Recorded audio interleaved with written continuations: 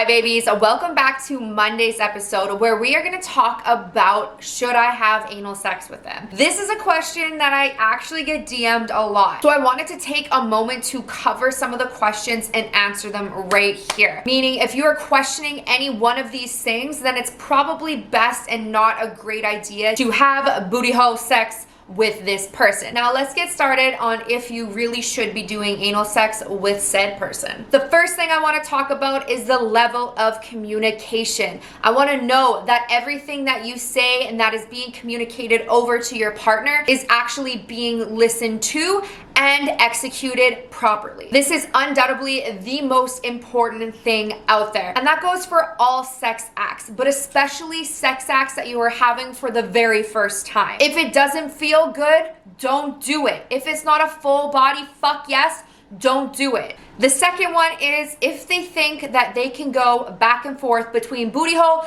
and vagina.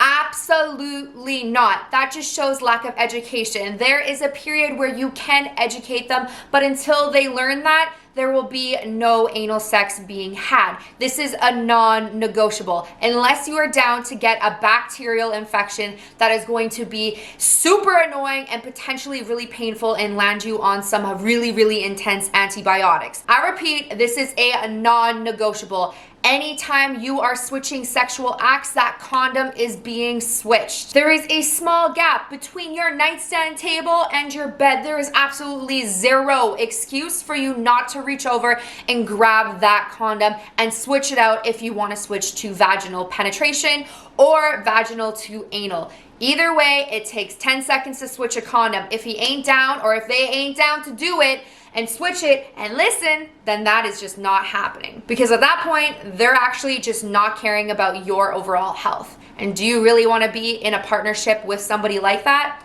Hell nah!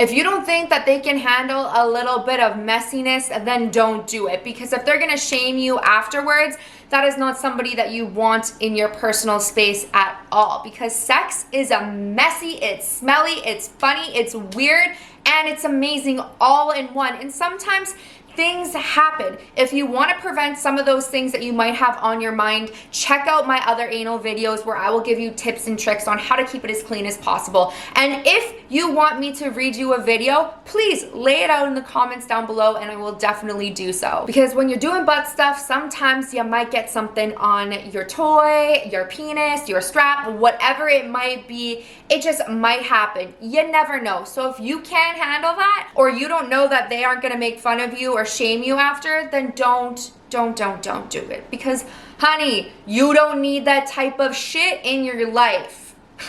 If they at all make you feel insecure about being tighter, meaning that they say something, oh, I just want to try the booty hole because it's tighter. Just want to let you know your vagina is great and totally perfectly fine. I mean, when you're out there measuring your penis telling me it's 7 or 8 inches and you're measuring from the back side of the underneath of your balls and you pull down your pants and I can clearly see that there is not 8 inches to work with, I'm not like, oh, this is just like a no-go because you don't have that extra inch like you said you did. No, that sounds crazy. And that is a double standard. We don't need that. That extra inch that they've given themselves isn't gonna bring you more pleasure, just like your booty hole isn't gonna bring them more pleasure either. It's just another way to manipulate you into doing something you don't necessarily want to do. If there is any kind of pressure that their ex-partner has done this before with them and why can't you do it, then you just hit them with the line, well, if you like your ex-partner that much and you want that much, then you can go back to your ex-partner.